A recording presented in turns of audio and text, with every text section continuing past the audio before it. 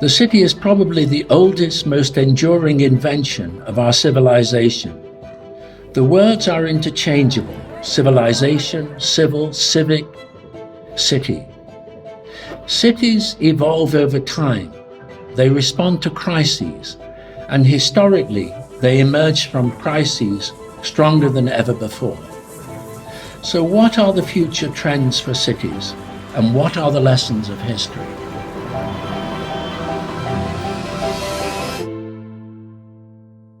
Hello, I'm Ed Glaeser. I am the Fred and Eleanor Glim Professor of Economics at Harvard University, and I study cities. And I'm going to take you on a whirlwind tour of the economics of cities, both before this unprecedented COVID-19 epidemic, and tell you a little bit about how I think that the pandemic has changed the arc of cities going forward. Let me start with a picture of Europe. What you're seeing here is the 1,114 NUTS 3 regions in Europe. And I have grouped them into tenths. Each one of those dots represents 1/10 of the NUTS 3 regions, about 111. And I've ordered them on the basis of their density levels, because at their heart, cities are the absence of physical space. Cities are density, proximity, closeness. What you can see in the data is that as European regions get denser, they also get richer. That's what you see in the blue line. On average, the densest tenth of European regions have incomes that are twice as high as the least dense tenth of European regions. This is a phenomenon that economists call agglomeration economies. The extra productivity that comes from being hurled in the midst of a maelstrom of activity. And it's not just that when you come to a dense city, you immediately become more productive. Instead, what happens is year by year, month by month, you see your wages go up, which is really most compatible with the view that cities are forges of human capital, places where we get smart by being around other smart people. The red line shows perhaps a slightly more surprising fact, which is the relationship between population growth between 2000 and 2010 and population density. As you can see, the places that started with the least land added the most people. So whereas my American ancestors at the start of the 19th century were leaving their dense enclaves on the eastern seaboard to populate the empty spaces between the oceans, at the start of the 21st century, instead of spreading out, we're clustering in.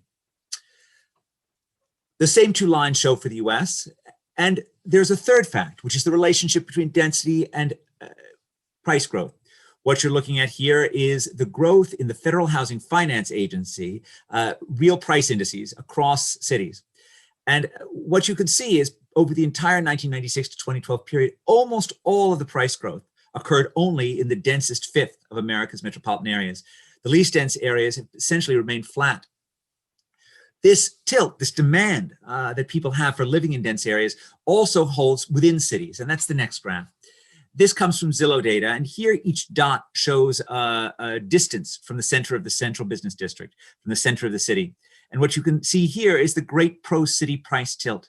So whereas in the 50s and the 60s, the big growth was on the edge of the city, in the last 20 years, the big growth has been in the center of the city in terms of price appreciation, partially because it's actually so difficult to add more housing there.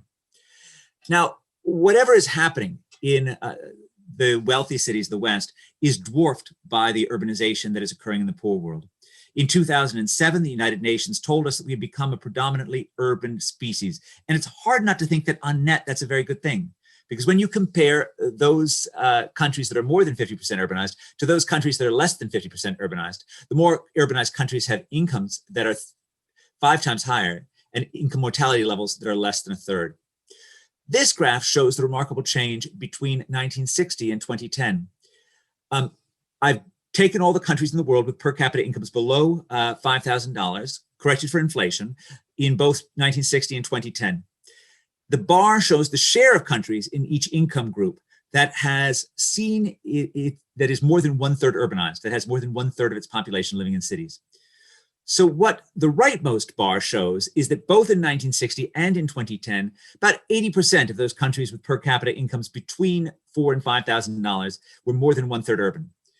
Same thing is basically true for those countries with between $3,000 and $4,000. $3,000 was enough to be largely urban or predominantly urban in 1960. But go down to the poorest countries in the world, those with less than $1,000 in per capita income. What share of those countries were more than 1/3 urban in 1960? It's a really easy number to remember. The number is 0. Because in 1960, as had been true throughout almost all of human history, to be poor was to be rural. Now, more than 40% of the poorest countries in the world are more than 1/3 urban. And we see the rise of megacities like Kinshasa and Karachi in places that are both poor and too often poorly governed. You can see a similar shift in those countries with per capita incomes between $1,000 and $2,000. In 1960, about 20% were more than 1/3 urban. In 2010, almost 60% were more than 1/3 urban. Now, cities are not just about being richer, as I suggested at the individual level, they're also about seeing faster income growth. This shows the relationship between urbanization in 1960 and subsequent income growth. And as you can see, it's a strong positive relationship for those countries with per capita incomes below than $5,000. This does not mean that we should ever artificially force people to locate in cities. I think, in fact, the freedom to choose locations is a precious right. And it's not that government should artificially be boosting the size of their great cities. But I cannot tell you how many times I've encountered policymakers, both in the West and in the developing world, where they have asked me, how can I stop these poor people from coming to my city and screwing it up? That is not the right answer. The right answer is to try to figure out how to make these cities more humane, more livable, more places of opportunity, because there is no pathway out of poverty into prosperity that does not run through city streets. You know, Gandhi famously said, "I regard the growth of cities as an evil thing, unfortunate for mankind and the world." But it's hard not to think that on this thing, the great man was wrong. Obviously, as you can see, he didn't put much store in material wealth, so the income generating capacity of cities would not have meant much to him. But presumably he cared about life satisfaction. What you're seeing in this graph is the gap between urban and rural life satisfaction. When the dots are positive, it means that people in rural areas are less happy than people in cities. When the dots are negative, it means that people in cities are less happy than people in rural areas. Go to the extreme right. Those are the rich countries in the world. There's not much difference between happiness in rural and urban areas. Some countries like New Zealand and Italy, the people who live in low density areas are happier. Some places like Sweden and the United Kingdom, people who live in cities are happier. But go to the poorest countries, India, Mali, Ghana, Moldova, Rwanda, there is a huge happiness gap and it favors cities, right? And presumably Gandhi cared about that. And it's not that life in an Indian slum isn't brutal. It is, right? All life in the poor world is brutal. But the alternative is not living in a comfortable American suburb. The alternative is living in rural poverty. And there's hope, there's opportunity in cities that just isn't there in the unending rhythms of poverty that have defined subsistence farming for millennia. When we try and understand cities, they really sit on a three-legged stool. At the heart is the upside of cities, the economic magic that occurs from human interaction.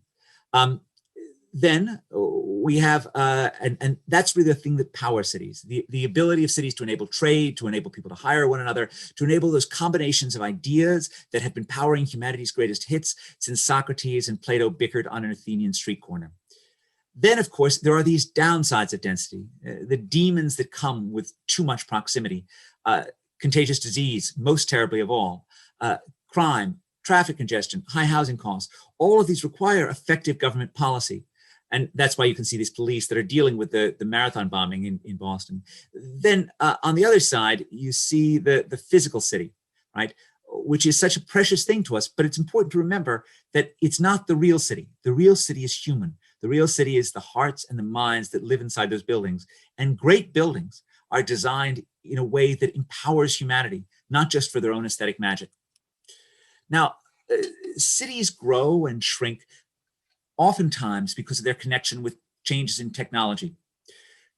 I'd like to start with this aqueduct from Segovia because it reminds my younger students that technology was not something that was begun in Silicon Valley in the 1960s. Aqueducts are one of the greatest examples of a technology that enabled cities to grow because there is no more vital task of urban government than providing clean water. Sometimes divide technologies into centripetal technologies and centrifugal technologies.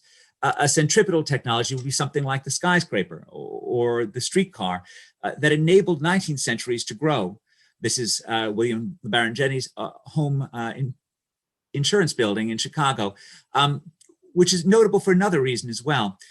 The rise of the skyscraper is one of those remarkable points of time in which it reminds us that skyscrapers were not invented by one person. Jenny is sometimes credited as the father of the skyscraper, but this building isn't even a complete skyscraper. Only the front two walls have a steel skeleton. The back two walls have traditional load-bearing walls. And so a lively debate circulates among architectural historians whether or not it should be Jenny or Frank Lloyd Wright, not Jenny or Louis Sullivan or the great fireproofing engineer Peter B. White, who's responsible for this remarkable innovation. But all attempts to figure out a single father of the skyscraper are making a crucial mistake. The skyscraper, like any invention that humanity has ever done, is a collaborative invention, which everyone borrowed ideas from one another, stole each other's great concepts, and collectively, linked together by the city of Chicago, they were able to do something magical that then strengthened the city. That's what cities do that really matters. Now, whereas the 19th century was a centripetal century, much of the 20th century was centrifugal. The automobile was a child of the city. The internal combustion engine was, of course, first developed in German towns, and then the assembly line made it cheap, and that was done in Detroit, right? Centrifugal cars empowered suburbanization. Each new highway that cut through a metropolitan area after World War II reduced the central city's population by about 18%, according to the work of Nathaniel Baum Snow. We have always built our cities around the transportation technologies that were dominant, and the car was a game changer. But radios and televisions also changed urban form because they made it possible for people living in lower density locations to enjoy the pleasures of proximity, the pleasures of theaters that once had only been available in the dense city. Now, cars and highways killed many of the earlier urban industries. The largest industrial cluster in the United States in the 1950s was not automobile production in Detroit, it was garment production in New York City. A massive cluster that was clobbered by globalization and new technologies in the 1960s and 1970s. Because once transportation costs fell, it became much more sensible to produce goods in areas that had cheaper labor, first right to work states in the American South, and then across the oceans in Asian workshops. This wasn't just about New York. In the 1970s and 1980s, almost all of the world's older, colder cities looked like it was headed for that they were headed for the trash heap of history. And so many people in the 1980s started wondering, as Alvin Toffler did in the third wave, whether or not these hot new forms of information technology, the fax machine, the personal computer, would essentially eliminate the need for face-to-face contact and the cities that enable that contact. Now, we are now living in a brief moment of Zoom. We are living in a brief moment in which it looks like Toffler is right. But for 40 years, it looked like he was wrong. For 40 years, right, despite his prediction that these technologies would kill urban finance and urban information industries, cities came back. First of all, because of financial services. And you can see there the Wallace office at Michael Bloomberg City Hall, which was based on the Wallace office at Bloomberg LLP, which was based on the Salomon Brothers trading floor. Trading floors are, in a sense, the city writ small. They are places that are filled with some of the richest people in the world who in a normal industry would sit ensconced behind a large desk with an executive assistant enjoying all the perquisites of privacy that their prosperity has made possible. And yet here they are right on top of each other, right next to each other, as Bloomberg is in this photo. Why are they there? Why are they giving up all that space? Well, it's quite simple. They're there because in their business, knowledge is more important than space, right? And that in some sense is why the city came back. In the past 40 years, there's been an enormous increase in the returns to being smart, in the returns to innovation, in the returns to knowing the newest new thing, right? Proximity makes that possible. That's why, right, of all the industries in all the world, you would have thought that the tech industry would have sent people home long before COVID-19, and yet they didn't. They became the most famous example of a geographic cluster in the world. Google didn't tell everyone to telecommute. They bought the Googleplex. They bought 1.5 million square feet in downtown Manhattan because they wanted their young workers to be right on top of each other, right? And this ability of cities to teach one another through face-to-face learning has only become more important. And you can see in this anatomy lesson all these smart Dutch students in the 17th century learning from face-to-face connection and gazing at the cadaver. But in a world in which ideas are more complicated, the easier it is for those ideas to get lost in translation. We are a social species that has evolved to have millions of cues for communicating comprehension and confusion that are lost when we're not in the same room with one another. Anyone who has ever taught knows the hard part about teaching is not knowing your subject material, it's knowing whether or not anything you're saying is getting through. Face-to-face contact makes that much easier. In 1971, two jokers put up a billboard on the highway leaving Seattle. asking the last person to leave the town to please turn out the lights. Because just as no one could imagine a Detroit with a smaller General Motors, no one could imagine a Seattle with a smaller Boeing. And Boeing had been cutting back on jobs. Milan, too, looked like a vestige of the industrial age. And yet these two cities both came back. Detroit did not. New York came back, Boston came back, Buffalo did not, Cleveland did not. Why? What explains why some cities were able to reinvent themselves and others were not? The simple answer is just skills. Right now, you can see the relationship between the share of adults with a college degree in 2000 and per capita GDP. This is not just that your own schooling makes you more productive. It is that the skills of everyone around you make you more productive. This is something that economists call human capital externalities. And typically we estimate effects such that as the share of adults in your metropolitan area with a college degree goes up by 10%, your earnings also go up by 10%, holding your own years of schooling constant. This shows the relationship between share of the population with a college degree in 2000 and subsequent population growth. The cities that were skilled kept on growing. The cities that were less skilled did not. Right now, of course, many of the most important skills are not learned at school.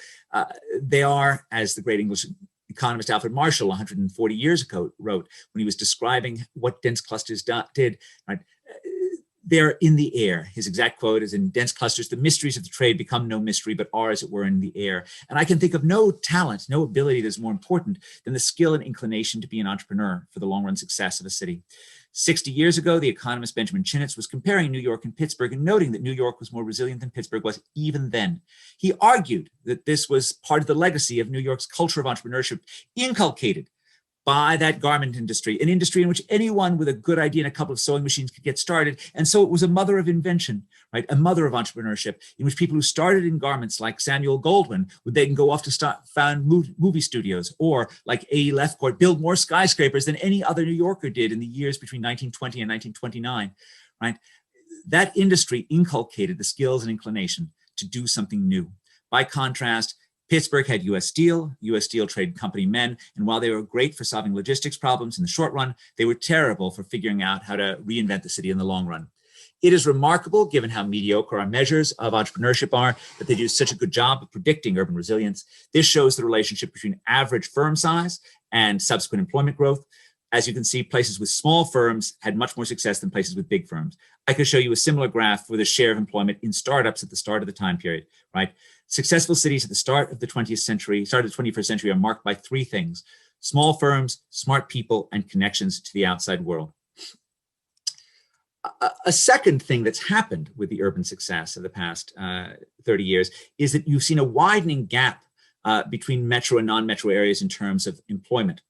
Joblessness has risen. When I was born in 1967, roughly 1 in 20 prime-age males in the US were jobless. For the past 10 years, more than 3 in 20 prime-age males have been jobless. And that is before COVID-19 struck. But that joblessness is not spatially everywhere. There are particular regions of the country, lower density regions, the Eastern Heartland that starts down in Mississippi and Louisiana, stretches up through Appalachia and culminates in the cities of the Rust Belt, where in some areas more than a quarter of prime-age men are jobless. This is not just about low income. This is about the lack of purpose and the lack of social connection that makes the jobless far more miserable than the working poor. You know, I was always confident, at least pre-COVID-19, that cities would figure out some way to employ people in the great urban service sectors, right? There would be some entrepreneur who would figure out how to use a person who could serve a latte with a smile and get a job for them. But I couldn't figure out what they were going to do in West Virginia, and I'm still not sure. Along with the rise of cities based on entrepreneurship and based on skills has been a resurgence of cities as places of pleasure, as places of joy. I've called this the rise of the consumer city. And in some sense, the most important economic development strategy for cities is to attract and train smart people and then get out of their way. And that is why it is so crucial to have a city that's beautiful, to have a city that has amenities, to have a city where you have successful entrepreneurs, not just starting software industry companies, but also starting restaurants. Now, of course, cities have their agonies. The most notable of them is inequality, and this shows the rising inequality in American cities between 1980 and 2006. But inequality is an old story.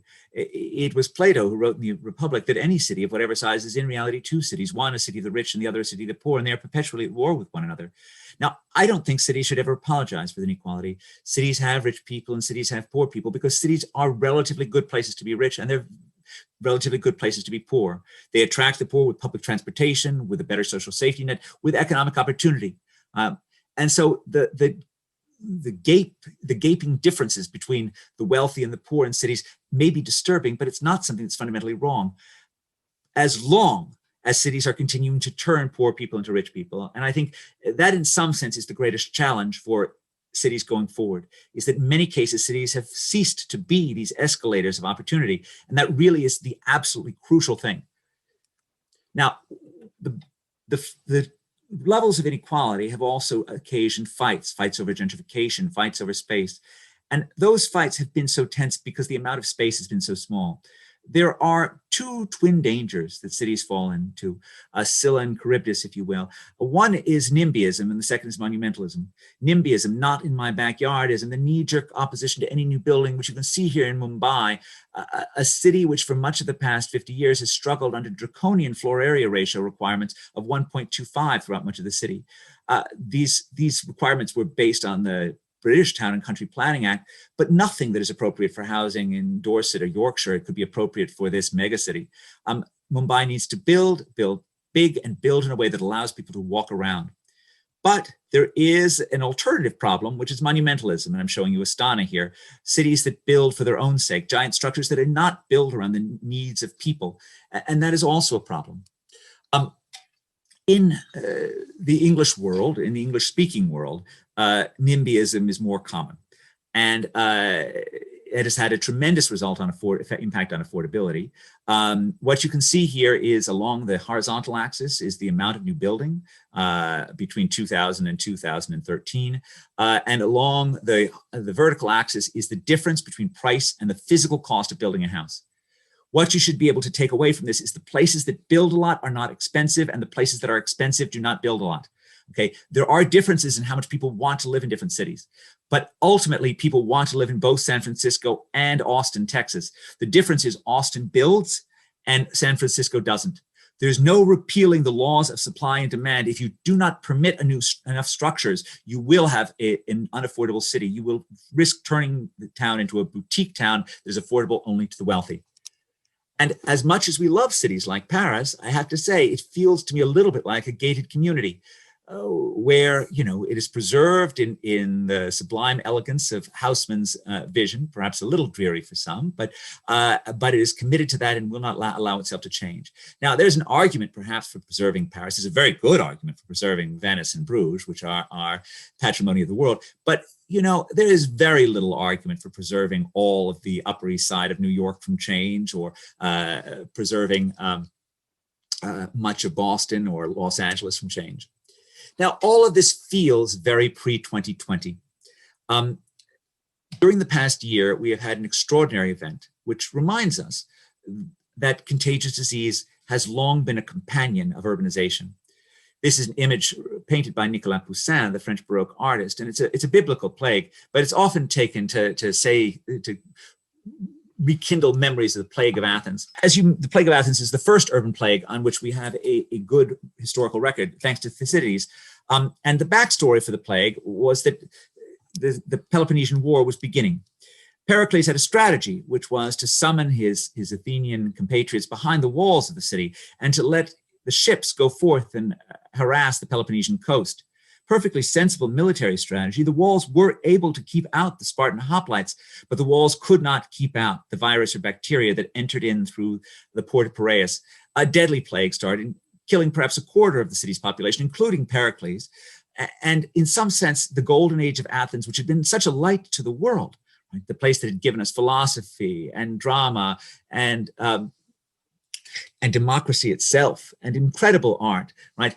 This place, which showed all that cities can do for civilization, all of a sudden was dimmed by this plague, was dimmed by the social chaos that followed, and by the long, slow, grinding defeat that it would eventually suffer from Sparta. Athens did continue. This plague was probably not as catastrophic as the plague that hit Constantinople in 541, when Justinian was sending forth his warlord Belisarius and being prepared to reimpose the Pax Romana on the Mediterranean world. When plague suddenly hit, those plans were derailed.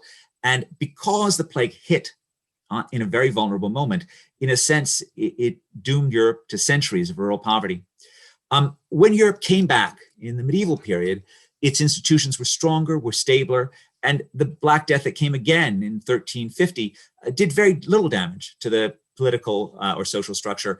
It did, despite the fact that it killed 1/3 of the population. Now, after that, cities continued to grow despite having their times regularly punctuated by plague. And what you're seeing here is a map of mortality in 19th century New York. You can see the killing diseases that came regularly into the 19th century city. First, yellow fever, a mosquito-borne illness that came first from Africa to the Caribbean and then ultimately up to the ports of New York. Cities are so vulnerable to plague because they are the nodes on the world's great transportation system, as Piraeus was in its time. And so the increasing globalization of the early 19th century made cities vulnerable, just as our current age of airborne globalization continues to make cities vulnerable. Yellow fever, and then cholera, the waterborne plague that emerged from the Ganges Delta in 1817 and made its way time and time again over our world. Now, cities responded to this, both with infrastructure and with institutions, and you need both, right? The critical thing against cholera was figuring out how to get clean water into the city and how to get sewage out. This did not happen cheaply. America's cities and towns were spending as much on clean water at the start of the 20th century as our national government was spending on everything except for the post office and the army. But infrastructure is not alone on its own. You can see that the Croton Aqueduct, the great piece of engineering, was opened in 1842, and yet New York continued to have cholera outbreaks for another 25 years for the same reason that we have so much waterborne disease in sub-Saharan Africa, the last mile problem. You built the Croton Aqueduct, you expected poor people to pay for connections, and they didn't, and they continued to use their shallow wells and their boreholes, and they continued to die. It was not until 1866, when you had the Metropolitan Board of Health, where Dr. Stephen Smith started imposing fines on tenement owners who didn't connect, that you started to see cholera decline. This point that you always need incentives to make infrastructure get used properly is always right? We can't just build our way out of traffic congestion because of what Gilles Duranton and Matthew Turner have called the fundamental law of highway traffic, that vehicle miles traveled increase roughly 1-for-1 with highway miles built. If you build it, they will drive it. Okay, you need to have congestion pricing in order to make city streets work, and you need to have some form of either subsidy or fine to ensure that people connect to the clean water. Now, we've had a blessed century in which our cities have been relatively plague-free, but then all of a sudden we experienced an extraordinary event this year. All of a sudden we are isolating ourselves, and this shows the change in visits to retail and recreation as measured by cell phone data in 5 countries. Massive declines in moving about, and in some sense, if cities are about proximity, then social distancing is the de-urbanizing of our world on a dime. We were right to do so, of course, because at least in the early days, and this is data from March, there was a strong relationship between population density across counties in the United States and the prevalence of the disease, the death rates too. This was true elsewhere. So this shows the relationship between the share of the population living in a favela in Brazil and the share of people having having COVID on or about June 3rd. And this last one shows the relationship between the share of people living in slums and the number of infections. Remarkable serological work that was done starting in July and then continuing on by Anoop Malani and his co-authors finds that in some Indian slums, more than 50% of the people have already been exposed to COVID. Right? In a dense urban slum, there's just no way to protect yourself against the spread of this disease. The good news is that may mean that even without vaccines, they've reached herd immunity. And the death rates were not as severe in the West because they're a younger and slimmer population. Now, one of the big challenges for cities going forward is that transit has gotten such a bad rap, and you can see the decline in people using public transit, which is really extreme. It's not clear whether or not transit itself caused disease, but it is certainly true that the places that reduced their transit trips most were the places that had the least disease in New York in the early months. This is a map of New York. On the left-hand side, you see COVID cases. On the right-hand side, you see the change in trips. You should be able to see right now that the number of cases per capita correlate closely with the change in trips. The dense parts of Manhattan actually had less disease because they had people who were able to adjust their trips more, and consequently, they lived more. We can see this in terms of change of trips, in terms of the cellular data from SafeGraph, and the change in trips using public transit data. This shows the visual correlation between the change in trips and the number of cases. Our estimate is that as the number of trips declined by 10%, the number of cases dropped by 20%. And really, when you look at the graph, it's really telling you that those people who were wealthy enough, who were lucky enough to be able to adjust themselves to a virtual lifestyle, were the ones who were less likely to get the disease. Now, here you can see unemployment jumping to the highest level since World War II. This was a tremendous economic dislocation as well as a health shock. And what's going on here is that the evolution of the economy from farm to factory to service worker has led to extreme pandemic vulnerability. The plague didn't immiserate Europe, it killed Europe. Okay, but the people who were left were fundamentally richer because in subsistence agriculture, the amount of wealth is based on land per capita, and land per capita went up substantially when so many people died. Factories were vulnerable inside the factories. And of course, we've seen the terrible outbreaks in the poultry factories in the United States because they are like little cities, like little specialized cities where people are right next to each other. But you can still sell the goods because you can make the goods safe once they're on arrival. You can boil the heck out of the chicken, or you can, and the cars you don't particularly need to worry about. But with urban service workers, proximity is intrinsic to the service. Urban service jobs were a safe haven for less skilled workers in the aftermath of automation and globalization, because people with wealth were willing to pay a little bit extra for a latte when served with a smile. But when that smile turns into a source of peril rather than a source of pleasure, those jobs can disappear in a heartbeat. And that's exactly what we saw. This just shows the evolution of employment. There are 32 million American workers in leisure, hospitality, and retail trade. Those were the most economically vulnerable. You can see manufacturing here declining substantially. And then the two other clusters, professional and business services, which have remained because they're able to Zoom. Those are the lucky ones. And education and health services. Those are by and large public workers. They've kept their jobs, but many of them have been in the front line of dealing with COVID.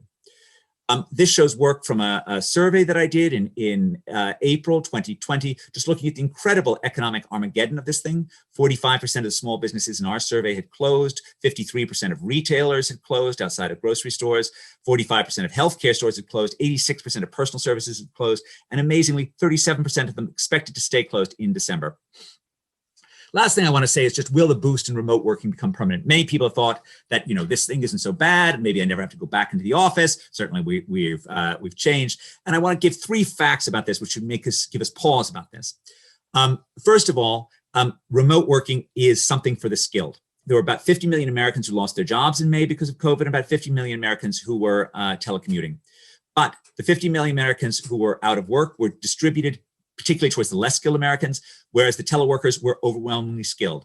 Almost 70% of people with advanced degrees were teleworking, only 5% of high school dropouts. If we are really going to a remote working world, we're going to a world that is even more unequal, even more unfair than the world that we currently live in. What do our business leaders say about what they planned? Well, our alignable data says that 41% of the business leaders that we asked think that 40% or more of their workers who switched will stay switched. That's a big number. That could be 10 million workers who are switching. 36% of the National Association of Business Economists think that 40% or more of their workers who switched will stay switched. Also, many of them don't think that teleworking involved a huge loss of productivity. That's what's behind this view, that cities will, there will be a real shock to cities from telecommuting.